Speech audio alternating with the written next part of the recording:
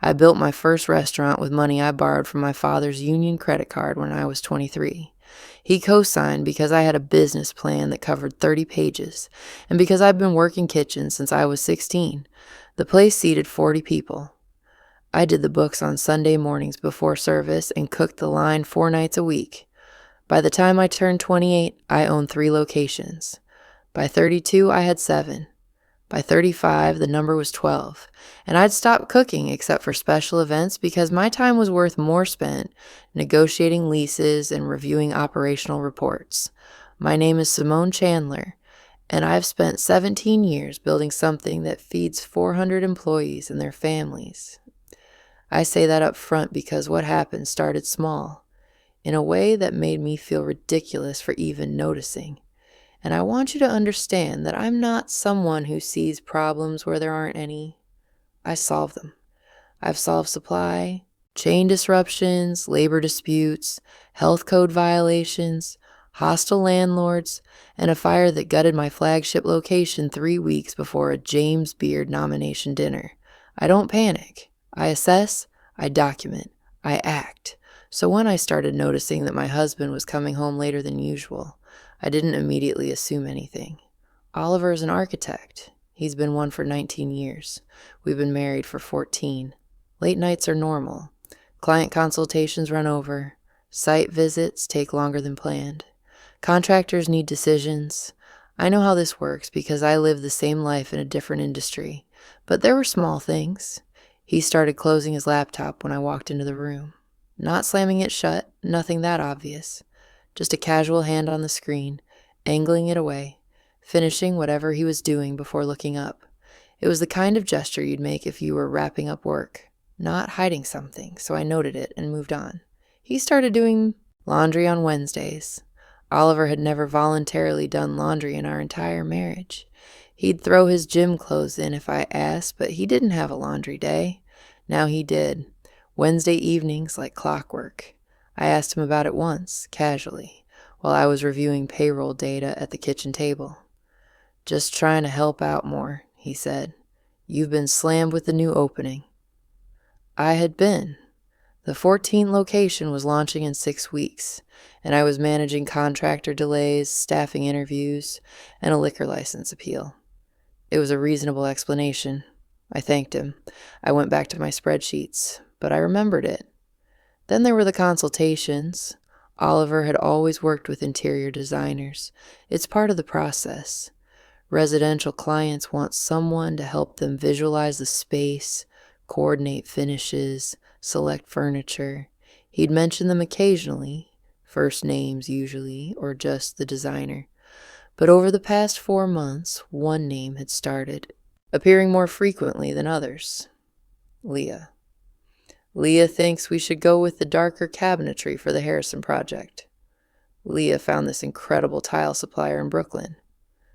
Leah's presenting the revised renderings tomorrow afternoon. It wasn't what he said. It was how often he said it. 3 times in 1 week, 5 times the next, and always with this slight shift in his tone, something I couldn't define but could feel. Like he was sharing something private with me, except the privacy wasn't about our marriage. It was about her. I didn't ask about her directly.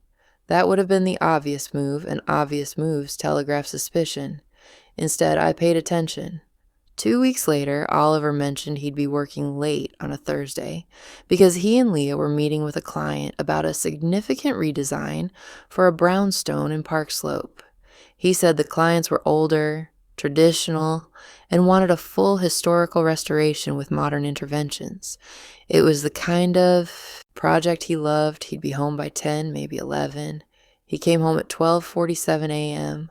I wasn't waiting up in any performative way. I was actually working, reviewing vendor contracts for the new location. But I heard the door. I heard him set his keys down in the bowl by the entry. I heard him take off his shoes. When he came into the bedroom, I looked up from my laptop. How'd it go? Good. Long, but good. They're perfectionists. That's a good problem to have. Yeah. He went into the bathroom. I heard the shower start. While he was in there, I opened his laptop, which he'd left on the dresser. No password on the home screen. We'd always kept our devices accessible to each other. A gesture of trust that now felt like a relic. I opened his email. I didn't dig. I didn't need to. The most recent message was from an address I didn't recognize. Email protected. The subject line was empty. The message itself was brief. Thank you for tonight. I know it ran late, but I think we made real progress. Let's debrief tomorrow afternoon. Just us. Before we loop the clients back in. I want to make sure we're aligned. L. I closed the laptop. I went back to my contracts. When Oliver came out of the bathroom, I asked him if he wanted tea. He said no. He got into bed. I kept working for another hour, then shut everything down and lay there in the dark, listening to him breathe. The next day, I did something I hadn't done in years. I cleared my afternoon schedule. I told my assistant I was handling a personal matter and wouldn't be reachable until 4. Then I drove to Oliver's office. He works out of a converted loft space in Williamsburg that he shares with 2 other architects. It's an open floor plan with high ceilings, drafting tables, a small conference area, and a kitchenette that nobody uses because there are 6 coffee shops within 2 blocks. I'd been there dozens of times. I knew the door code. I let myself in. Only one person was there, a woman I didn't recognize, mid-20s, sitting at the conference table with a laptop and a spread of fabric samples. She looked up when I walked in, startled but not alarmed. Hi, sorry, can I help you? I'm Simone, Oliver's wife. Her face shifted. Not guilt, recognition. Like she'd heard about me and was now placing the name with the face. Oh, hi, I'm Leah. Leah Harmon. She stood and extended her hand. I shook it. Her grip was firm, confident. She was wearing a black turtleneck, high-waisted jeans, and leather boots that looked expensive. Her hair was pulled back in a low bun. No wedding ring. No jewelry, except for small gold hoops. Oliver's not here right now, she said. He's at a site visit in Cobble Hill. He should be back around 3. That's fine. I was nearby and thought I'd drop off lunch, but I must have gotten the timing wrong. I smiled. She smiled back. I glanced at the table, at the samples, at her laptop screen, which showed a 3D rendering of a kitchen I didn't recognize. That looks amazing, I said. Thanks. It's for a project we're working on together. A townhouse gut renovation. The clients are particular. Aren't they always? She laughed. It was a nice laugh. Warm, easy, the kind of laugh that made you want to keep talking. Are you working on a lot of projects with Oliver? I asked. A few. He's been great to collaborate with. Really open to input, which isn't always the case with architects. Some of them want designers to just execute their vision. Oliver actually listens. He's good at that. He really is. There was a pause. Not uncomfortable, but noticeable.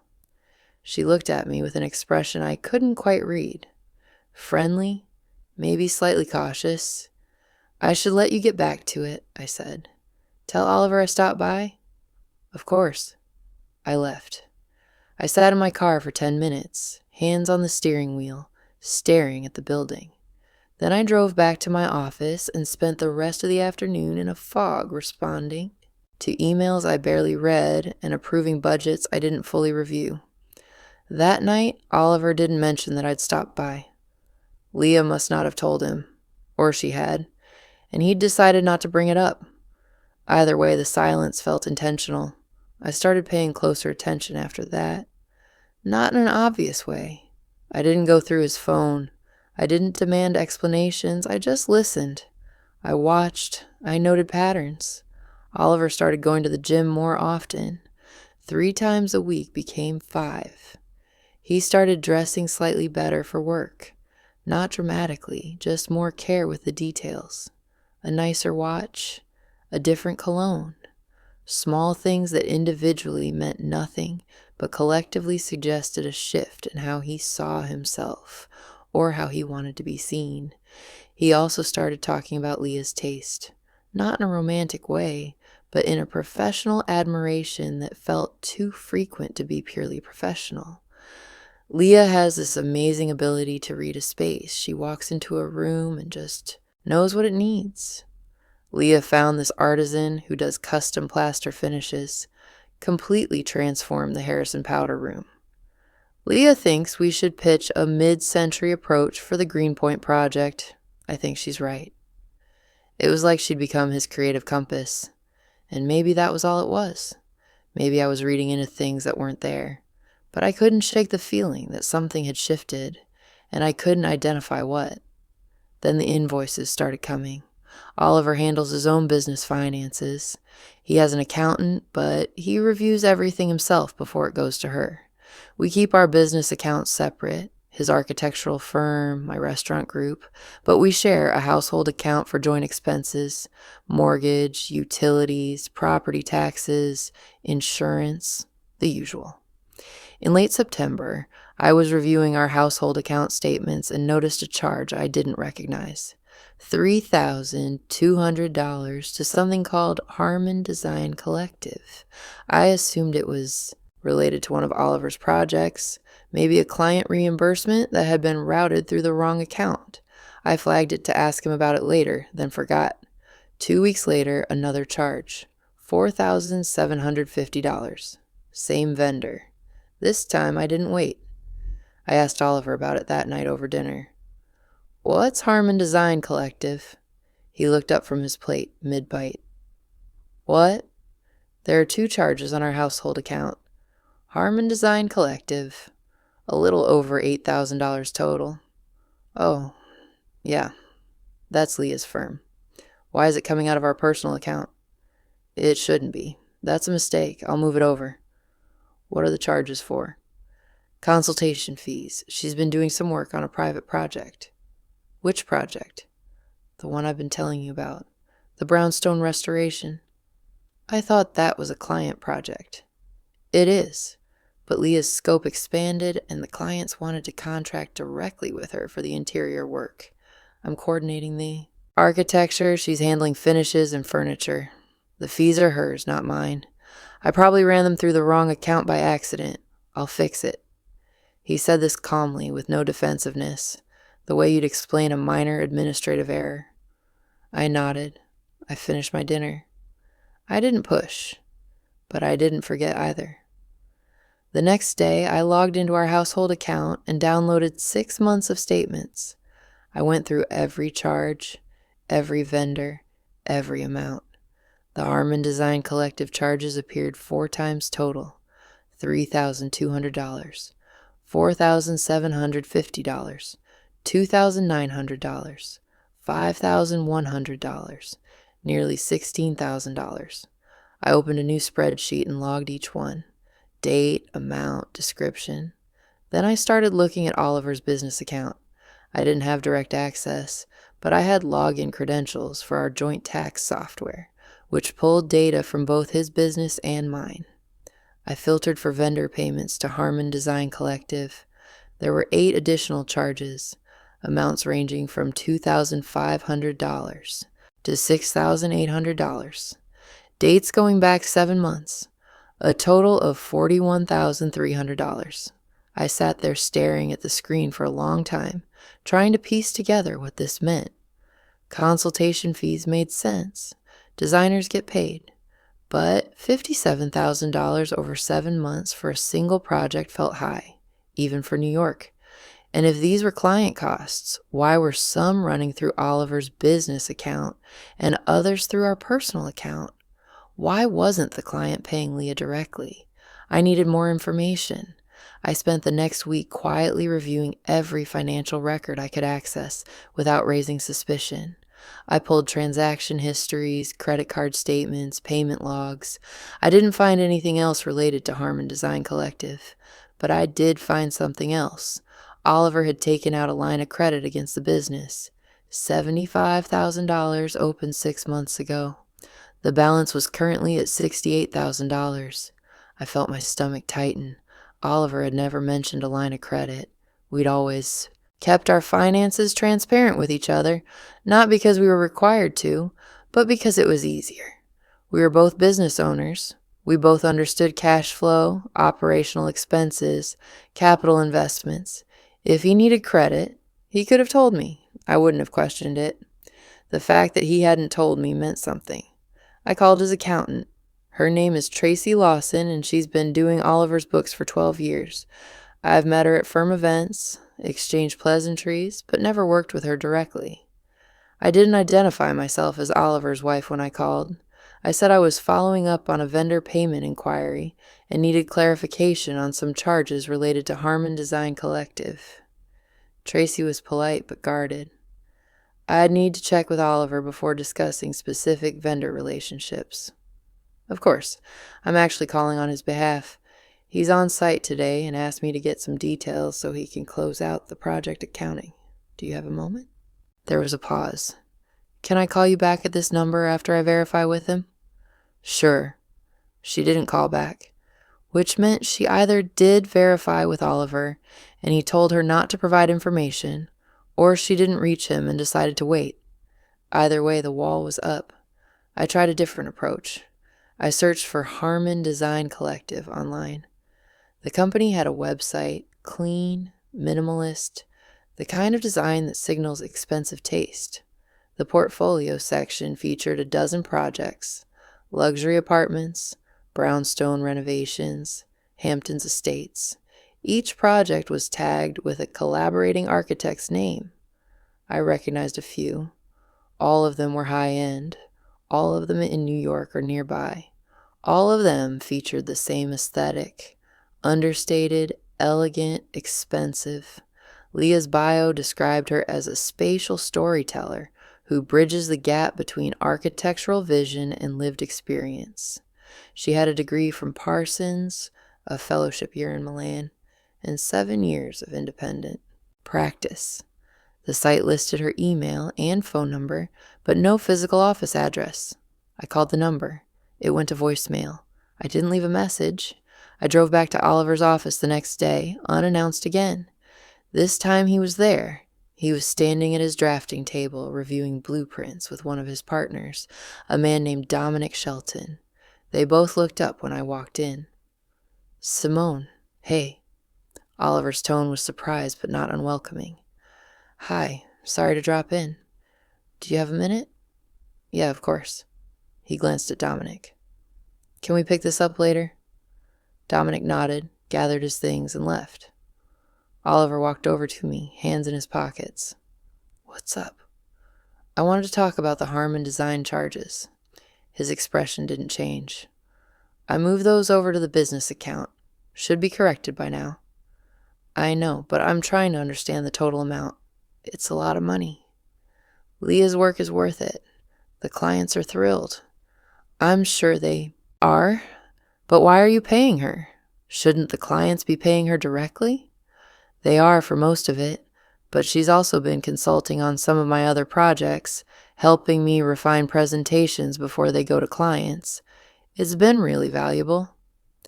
$57,000 valuable? Oliver's face tightened slightly. Not anger? Something closer to discomfort.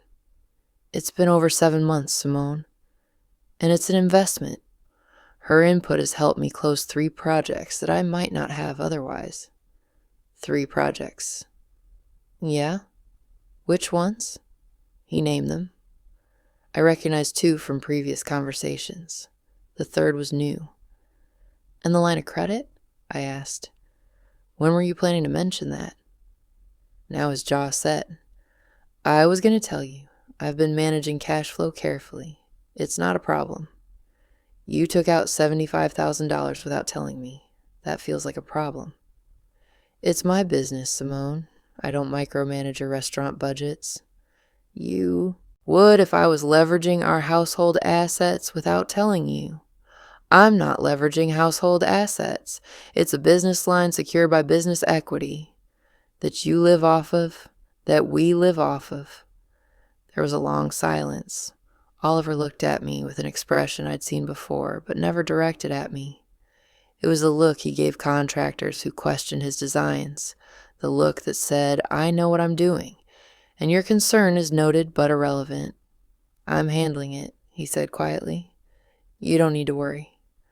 I'm not worried. I'm asking questions. And I'm answering them. Are you? He didn't respond. I stood there for a moment longer, then nodded. Okay, thanks for your time. I left. I didn't go back to my office. I drove to a coffee shop 3 blocks away, ordered something I didn't drink, and sat at a corner table with my laptop. Then I started doing what I should have done 2 weeks ago. I started building a file. I pulled every bank statement, every credit card transaction, every payment record I could access. I created a master spreadsheet with columns for date, vendor, amount, account source, and notes. I logged every Harmon Design collective charge. I logged every withdrawal from the line of credit. I logged every unusual expense that didn't fit Oliver's normal patterns. Then I did something else. I searched for Leah Harmon's name in property records, business filings, and public tax documents. New York makes a lot of that information accessible if you know where to look, and I did. I'd had to navigate municipal databases before when negotiating leases and reviewing competitor locations. Leah Harmon owned no property. Harmon Design Collective was registered as an LLC in Delaware, which told me nothing except that she'd structured it for tax efficiency, but the business had been active for only 2 years, not 7 as her website claimed. Either she'd rebranded or she'd inflated her experience. I kept digging. I found her personal Instagram account. It was public. She posted frequently, design inspiration, project teasers, lifestyle content, lots of photos from high-end restaurants, art galleries, weekend trips to the Hudson Valley. She tagged locations, sometimes people. In one post from 3 weeks ago, she'd tagged a restaurant I recognized. It was one of mine. The caption read, "Perfect evening with perfect company. Sometimes the best collaborations happen over great food." The photo showed a table set for 2. Wine glasses, candles, a charcuterie board. No faces visible, just hands reaching across the table. One hand was wearing a watch I recognized. Oliver's watch. The one I'd given him for our 10th anniversary. I sat there staring at the photo for a long time. Then I screenshot it. I added it to my file. Over the next 3 days, I went through every tagged location, every post, every comment. I didn't find anything explicit. No declarations of affection, no obvious evidence of an affair. But I found patterns. Dinners at expensive restaurants. References to late-night work sessions. A post from 2 months ago showing a bookshelf with a caption that read, "Some architects just get it. Grateful for collaborators who see the vision." Asterisks. I checked the metadata on the photos when I could. Several had been taken at locations near Oliver's office. One was taken inside a space I didn't recognize. A living room with floor-to-ceiling windows and mid-century furniture. The caption read, "Current inspiration for the Park Slope project." I searched property records for Park Slope brownstones recently sold or renovated. I found 3 possibilities. One had an architect of record listed, Oliver Chandler. I called the listed contact number for the property owner. A man answered, older, polite. I introduced myself as a journalist researching architectural restoration projects in the neighborhood and asked if he'd be willing to share some information about his renovation. He was happy to talk. He and his wife had bought the property 2 years ago and spent 18 months on a full gut renovation. They'd worked with an architect, Oliver, and a designer, Leah. The process had been extensive, expensive, but worth it. They loved the result. "Can I ask about the budget?" I said. "Roughly, if you're comfortable sharing." Oh, it was significant. Architecture and design fees alone were close to $200,000. And that was split between the architect and designer? Yes. Well, mostly the designer, actually. She handled everything. Finishes, furniture, fixtures, project management. Oliver was more consultative. He did the structural work and permits. But Leah was the one we worked with day to day. So she was the primary contractor? In a sense, yes. Though she brought in her own subs. It was a very collaborative process. I thanked him and ended the call. Then I pulled up the payment records again. Oliver had received $48,000 from that project, according to his business account. If the total fees were close to $200,000 and Leah had handled the majority of the work, she should have received significantly more than Oliver. But Oliver had paid her $41,300 over the same period. The numbers didn't make sense unless Leah was billing the clients directly for most of her work and Oliver was paying her separately for something else. Consultation fees, he'd said, for helping him close other projects, or for something else entirely. I needed more data. I needed to know if this was isolated to Oliver or part of a larger pattern. I needed to know who else Leah was working with and how she was structuring these arrangements. I went back to her website and pulled the list of collaborating architects from her portfolio. 12 names. I recognized 3 beyond Oliver. All of them were established, successful, married. I started with the one I knew best. His name was Preston Barrett, and I'd met him twice at industry events. He ran a mid-sized firm specializing in high-end residential work. I didn't know him well enough to call directly, but I knew someone who did. I called my attorney. His name is Dominic Grimes, and he's been representing my business for 8 years. He's connected, discreet, and very good at navigating uncomfortable conversations.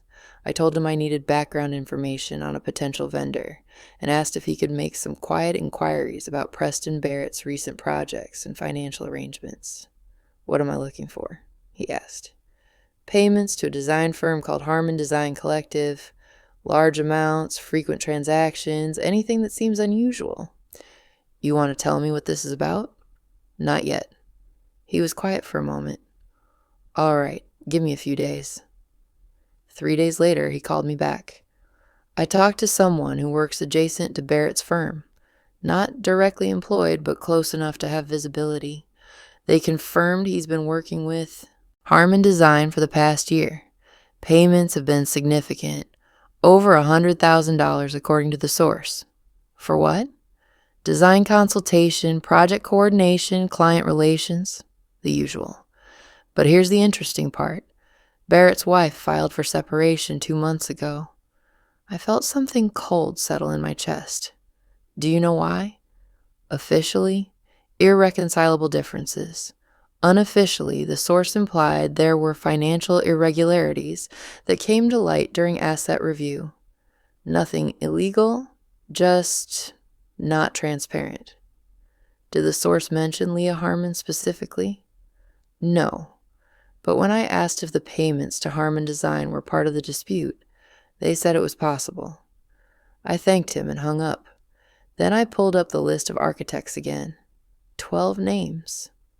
If Preston Barrett's marriage had fractured over payments to Leah, and Oliver was paying her $57,000 while taking out undisclosed lines of credit, then it was possible, likely even, that others on this list were in similar situations. I needed to confirm that. I needed to find the others. And I needed to do it without exposing what I was looking for. Over the next 2 weeks, I reached out to 3 other architects on Leah's list. I didn't contact them directly. I used intermediaries, mutual acquaintances, vendor contacts, people who could ask questions without raising suspicion. I framed it as due diligence for a potential collaboration, the kind of background check any smart business owner would do. 2 of the 3 came back with similar patterns. Both architects had worked extensively with Leah over the past year. Both had made significant payments, $60,000 and $89,000 respectively. Both were married. One was going through a divorce. The other's wife had recently started asking uncomfortable questions about finances, according to a shared contact. The third architect was harder to track. His name was Cody Shelton, and he ran a small boutique firm in Manhattan. I couldn't find anyone with direct visibility into his financials, but I did find something else. His wife had posted on a private Facebook group for women in business, a group I was part of but rarely engaged with, asking for recommendations for forensic accountants who specialized in business partnership disputes. I messaged her directly. I introduced myself, mentioned we were in the same group, and asked if she'd be open to a private conversation. She responded within an hour. We met for coffee 2 days later. Her name was Kristen Shelton, and she was a marketing consultant who ran her own small agency. She looked exhausted. Not physically, she was well put together, professional, but there was a weariness in her eyes that I recognized. "I'm not sure how much I should say," she started. "Cody and I are trying to work through some things privately." "I understand. I'm asking because I think I might be in a similar situation, and I'm trying to figure out if what I'm seeing is an isolated issue or part of a larger pattern." She looked at me for a long moment. Then she nodded. "Cody's been working with a designer named Leah Harmon for the past 18 months. At first it seemed like a normal professional relationship. Then I started noticing charges. Large amounts, frequent payments. When I asked about them, he said they were consultation fees, that she was helping him expand his client base and refine his design approach." "How much?" "Over $90,000. I didn't react. I just nodded. "When I pushed harder," Kristen continued, "he got defensive. Said I didn't understand how the business worked, that I was overreacting, but the numbers didn't add up. He was paying her more than he was paying his associate architects, and his revenue hadn't increased. If anything, it had stayed flat." "Did you find anything else?" "I hired a forensic accountant. She found that Cody had moved money from our joint savings into his business account to cover the payments. Nearly $40,000 taken over 6 months. He never told me." "Jesus." "Yeah," she looked down at her coffee. "I don't know if it's an affair. I don't have proof.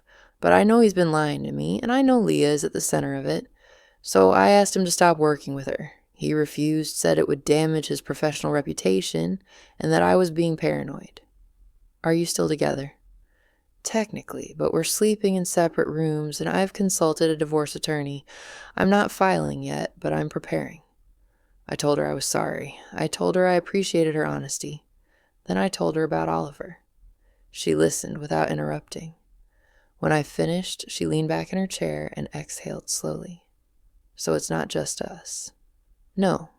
I found at least 3 other architects with similar patterns. Significant payments to Leah, financial stress, relationship strain. And I think there are more." "What are you gonna do?" "I don't know yet, but I need to understand the full scope. If this is what I think it is, if she's running the same arrangement with multiple people, manipulating them into paying her while destabilizing their marriages, then it's not just about Oliver. It's a pattern, and patterns have weak points." Kristen stared at me. "You're going to expose her." "I'm going to gather enough information to make an informed decision. What I do with that information depends on what I find." She nodded slowly. "If you need help, let me know. I have access to Cody's financial records. I've already documented everything. I might take you up on that." We exchanged contact information and parted ways. That night I couldn't sleep. I lay in bed next to Oliver, listening to him breathe, and felt like I was lying next to a stranger. Not because I thought he was having an affair. I still wasn't sure about that. But because I'd spent 14 years building a life with someone who had looked me in the eye 2 weeks ago and lied about why he was paying a woman tens of thousands of dollars. The next morning I called Dominic Grimes again. "I need you to do something for me, and I need you to do it quietly." "I'm listening." "I need you to find out if Leah Harmon has been named in any legal disputes, lawsuits, complaints, arbitration, anything. And I need you to pull corporate filings for Harmon Design Collective. I want to know how it's structured, who the registered agent is, and if there are any other entities connected to it. This is going to take some time." "I know. How much time?" "A week, maybe 2. "Do it." He did, and what he found made everything worse. Harmon Design Collective was a single-member LLC, wholly owned by Leah Harmon. No partners, no investors, no debt. It had been registered 2 years ago, as I'd already discovered, but Dominic found something else. 3 months before Harmon Design Collective was registered, another entity had been dissolved. A Delaware LLC called Harmon Interiors Group. I asked Dominic to pull records on Harmon Interiors Group. It took another week, but he came back with a file. Harmon Interiors Group had been registered 4 years ago under a slightly different name, Leah M. Harmon. It had operated for 18 months before being dissolved. During that time, it had been named in 2 small claims disputes. Both cases involved clients who claimed they'd paid deposits for design work that was never completed. Both cases had been settled out of court. The amounts were small, $8,000 and $12,000, but the pattern was clear. Leah had done this before. I asked Dominic if he could find any other complaints or disputes tied to her name, even informally. He said he'd try. While I waited, I did something else. I contacted the other 2 wives. Kristen Shelton put me in touch with the first one. Her name was Amber Pierce, and her husband, Preston Barrett, had been working with Leah for over a year. Amber was in the middle of a separation and had already filed for divorce. She agreed to meet with me and Kristen together at a neutral location, a hotel bar in Midtown. Amber was poised, controlled, and very, very angry. Preston paid her over $120,000, huh? She said. I didn't know about most of it until I started preparing for the divorce, and my attorney pulled his financial records. He'd taken out a personal loan, moved money from our retirement account, and charged expenses to credit cards I didn't know existed. Did he admit to an affair? I asked. No, and I still don't know if there was one, but it doesn't matter. Whether he fucked her or not, he chose her over me. He chose keeping her happy over being honest with me. That's betrayal enough. Kristen nodded. Cody did the same thing. Took money from our savings without telling me. When I confronted him, he said it was an investment in his career. That's exactly what Preston said, Amber replied. An investment. Like paying her was going to transform his business. But his revenue didn't change. He didn't get new clients. He just paid her. Over and over. For consultations, for advice, for access. Access to what? I asked. Amber looked at me. To her. That's what this is. She makes them feel like they're part of something exclusive. Like she's giving them something no one else can. And they pay for it because they're too proud or too stupid to realize they're being manipulated. I asked both of them if they'd be willing to share their documentation. Financial records, correspondence, anything that showed the pattern of payments. They both agreed. Kristen had already compiled everything into a shared folder. Amber said she'd send me her records by the end of the week. What are you planning to do with this? Amber asked. I'm not sure yet, but if there are others, I want to find them. And I want to understand how she's doing this, because if it's what I think it is, it's not just about the money, it's about control. Good, Amber said, because I want her to burn. Over the next 3 weeks, I built a file that was starting to resemble a legal brief. I had financial records from 3 separate households showing payments to Leah totaling over $270,000. I had correspondence, emails, text messages, calendar entries that demonstrated a pattern of frequent contact, late-night meetings, and personal familiarity that went beyond professional collaboration. I had testimony from 2 property owners who confirmed that Leah's fees were being paid separately from standard design contracts, often in cash or through personal accounts rather than formal invoicing. And I had something else. Dominic had found a 4th architect. His name was Warren Lawson, and he worked out of a firm in Tribeca. His wife, Chelsea Lawson, had posted in a private online forum for spouses of entrepreneurs asking for advice on how to handle financial secrecy in a marriage. Someone had flagged the post to Kristen, who forwarded it to me. I reached out to Chelsea directly. We spoke on the phone. She was hesitant at first, but when I explained what I'd found, she agreed to meet. Chelsea's story was the same. Warren had been working with Leah for 10 months. He'd paid her $74,000, taken out a line of credit, and started coming home later and later. When Chelsea asked about the payments, he dismissed her concerns. When she pushed harder, he accused her of not supporting his career. He said I was jealous, Chelsea told me. jealous of a professional relationship, like I was too insecure to handle him working with a woman. "That's what Oliver said to me," I replied. Not in those exact words, but the implication was the same, that I was overreacting. They all say that, because it works. It makes us question ourselves instead of questioning them. I asked Chelsea if she'd be willing to share her records. She said yes. By the end of that conversation, I had access to financial documentation from 4 households, covering 18 months and over $350,000 in payments to Leah Harmon. That night, I sat at my kitchen table with all the files spread out in front of me. Bank statements, invoices, emails, screenshots. I built a timeline. I cross-referenced dates. I identified overlapping patterns, periods when Leah was working with multiple architects simultaneously, charging them all for private consultations, while publicly listing them as collaborators on her website. She wasn't just running a design business. She was running a scheme. A sophisticated, carefully managed scheme that exploited professional ambition, male ego, and the trust women placed in their partners. And she was good at it.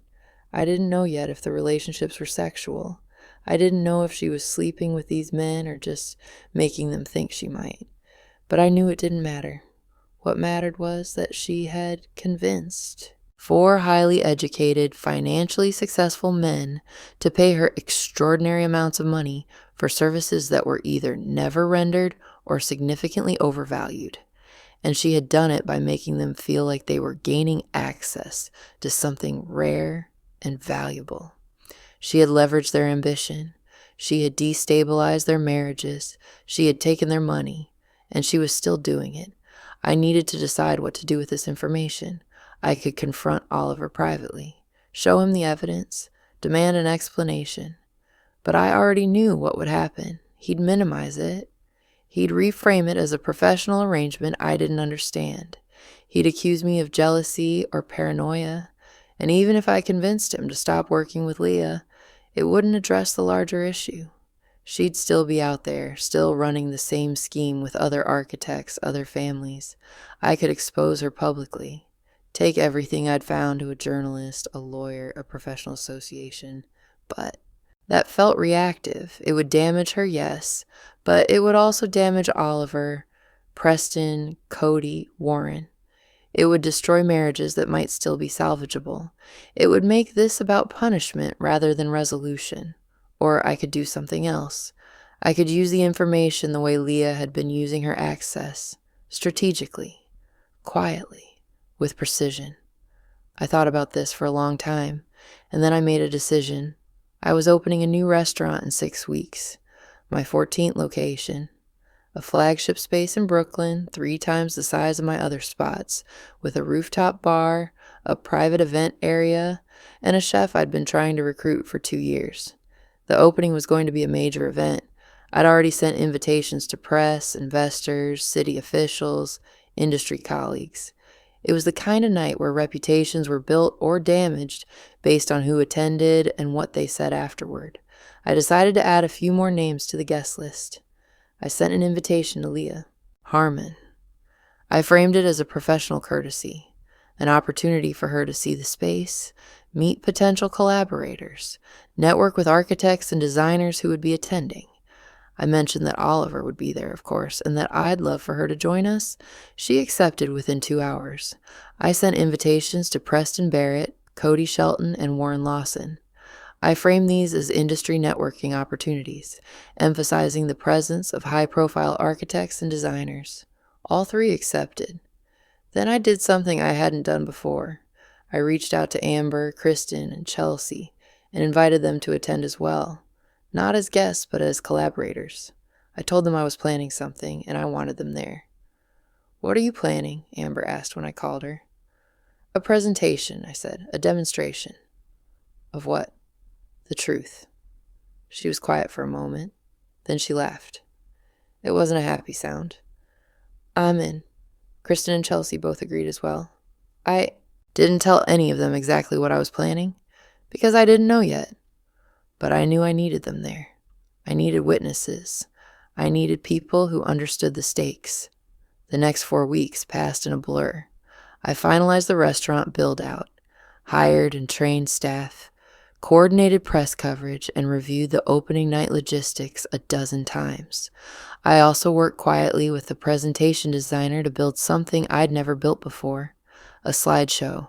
I gave the designer all the documentation I'd compiled, financial records, correspondence, timelines, invoices. I asked them to create a clean, professional presentation that laid out the pattern clearly and irrefutably. No editorializing, no accusations, just data. They delivered it 3 days before the opening, 60 slides, each one showing a different facet of the same story. Payments, dates, amounts, overlapping timelines, direct quotes from emails, screenshots from Leah's social media showing her at restaurants, events and properties connected to the architects she was billing. The final slide was a summary. 4 architects, 18 months, over $350,000, a clear repeating pattern.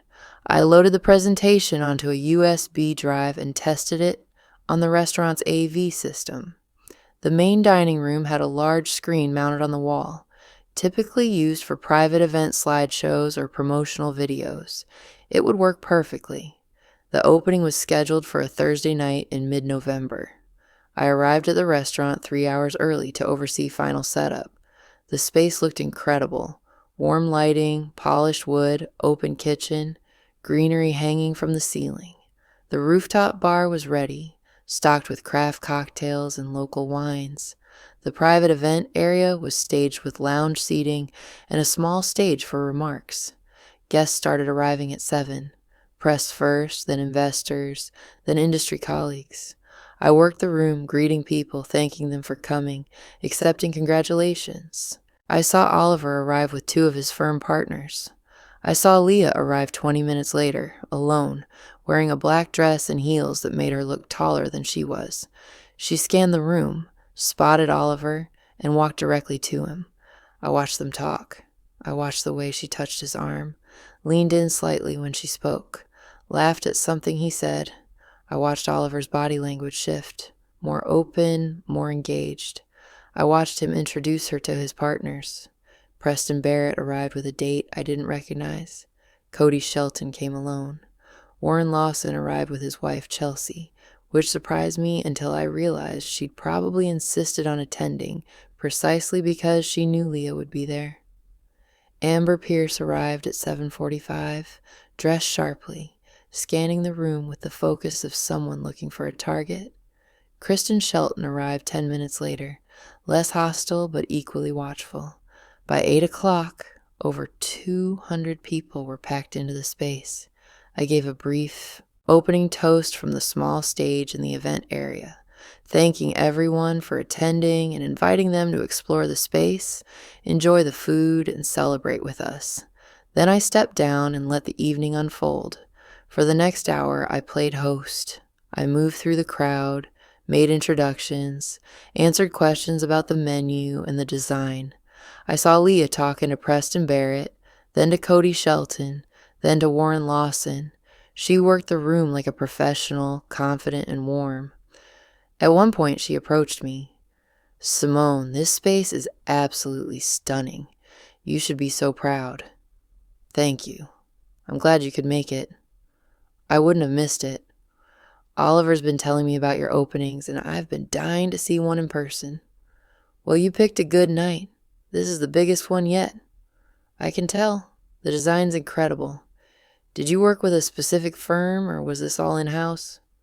"A little of both. I have a strong vision for my spaces, but I collaborate when it makes sense."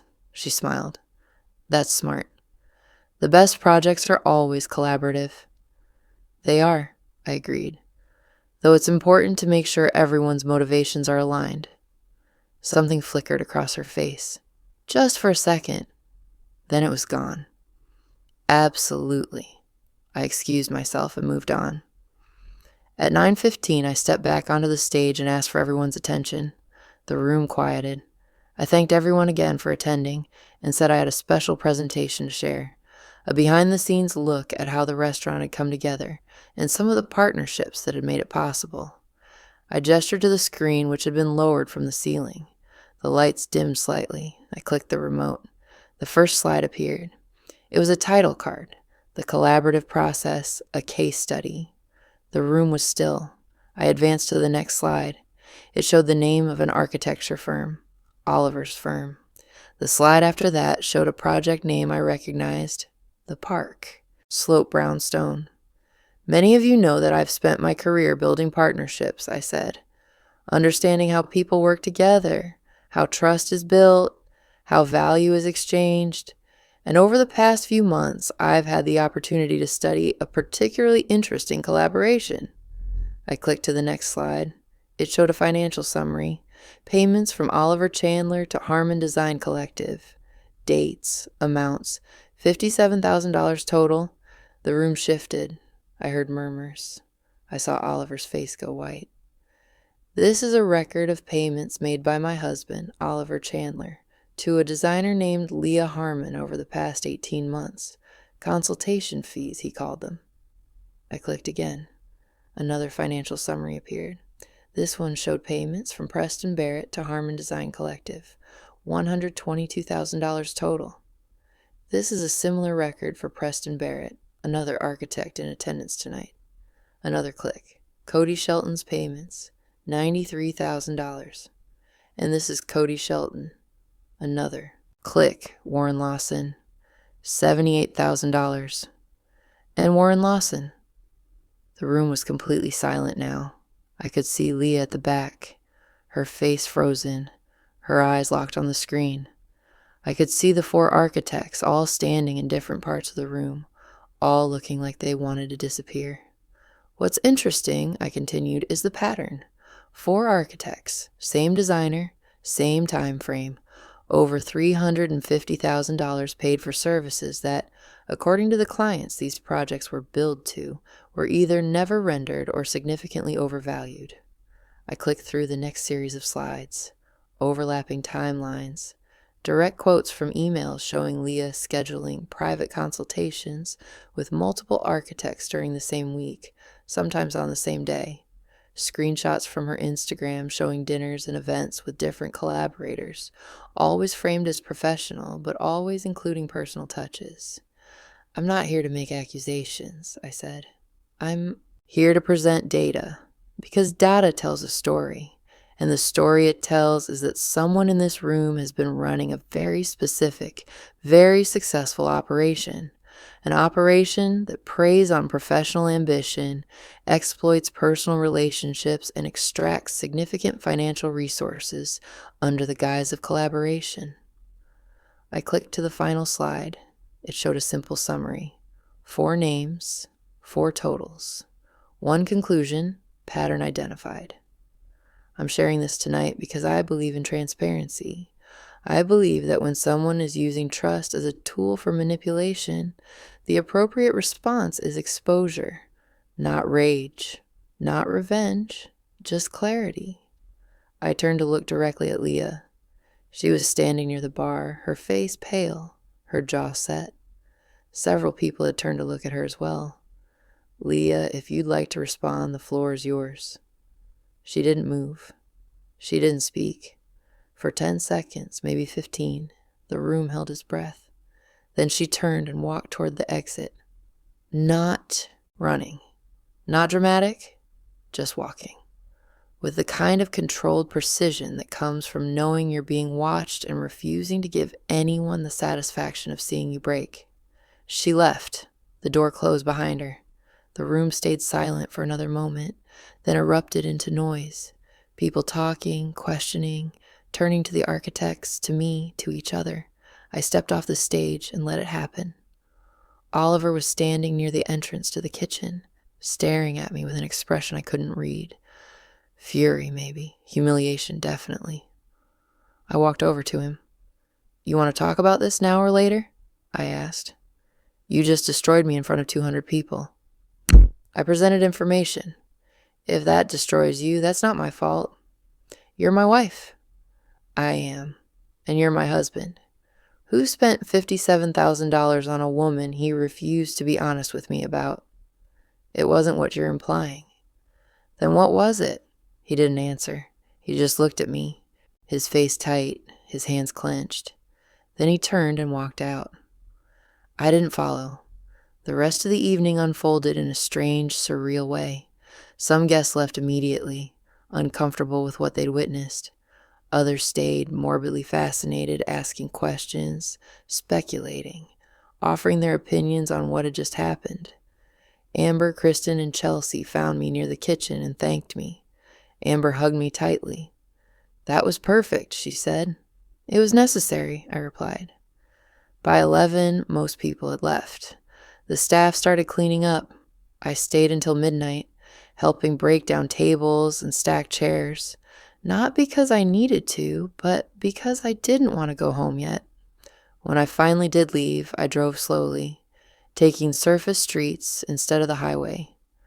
I parked in front of our building and sat in the car for a long time, staring at the dark windows of our apartment.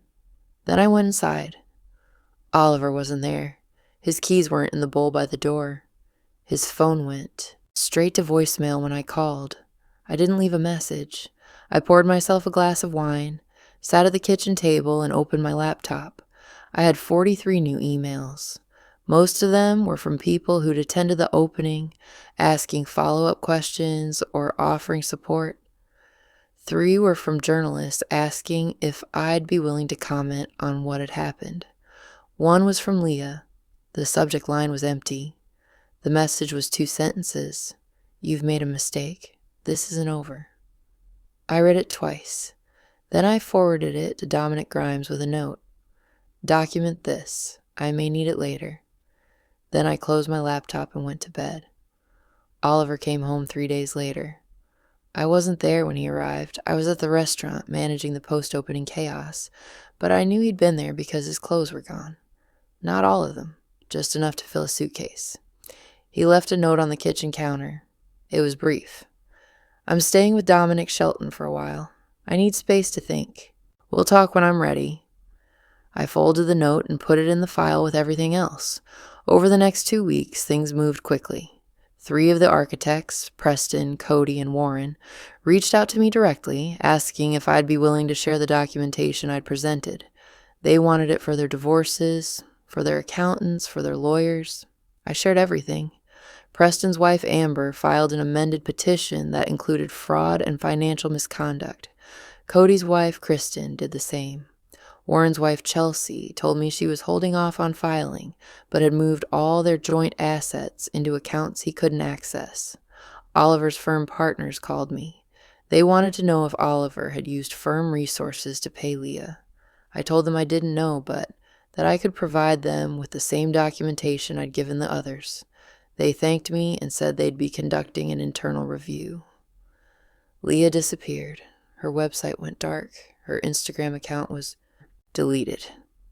Harmon Design Collective's business registration was dissolved. I tried to find her, just to confirm she was gone, but she left no forwarding information, no new business entity, no public trace. Part of me wondered if she'd reappear somewhere else under a different name, running the same scheme. Part of me didn't care. She was out of my life. That was enough.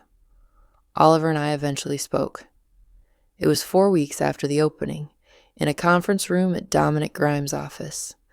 Oliver had hired his own attorney, a sharp woman named Jillian Palmer, who specialized in high net worth divorces. "I'm not asking for anything unreasonable," Oliver said. "I just want to split things fairly and move on." "You took out a $75,000 line of credit without telling me," I replied. "You paid a woman $57,000 while lying to my face about what it was for, and you're asking me to split things fairly?" "I never touched your assets. We're married. My assets are your assets. That's how this works." Jillian stepped in. "Let's focus on the practical.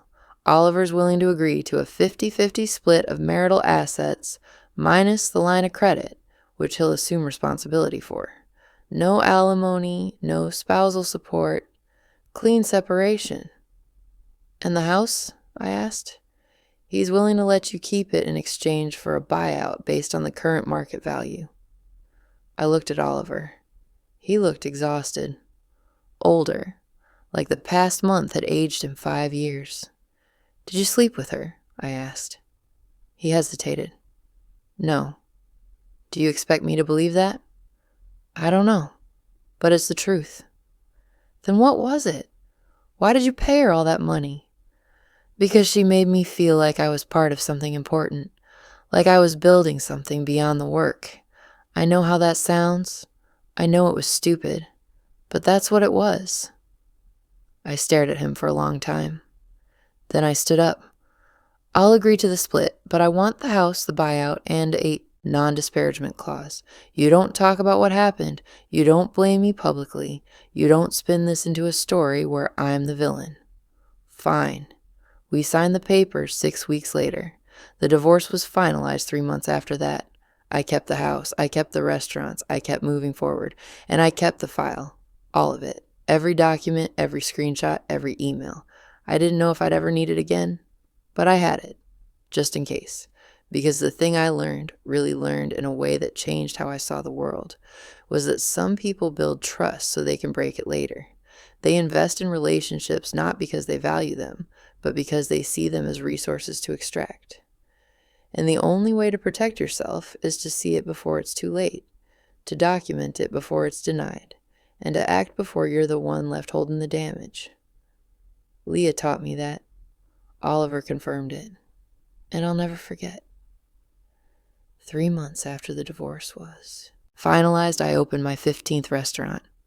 It was smaller than the last one, more intimate, located in a neighborhood I'd been watching for years. The opening was quiet. Friends, family, longtime supporters. No press, no spectacle. Oliver wasn't invited. On the night of the opening, I stood in the kitchen, watching my team work, and felt something I hadn't felt in a long time. Not peace, not closure, just clarity. The kind that comes from knowing exactly who you are, what you're capable of, and what you're willing to protect. I built 12 restaurants before I met Oliver. I built 3 more while married to him.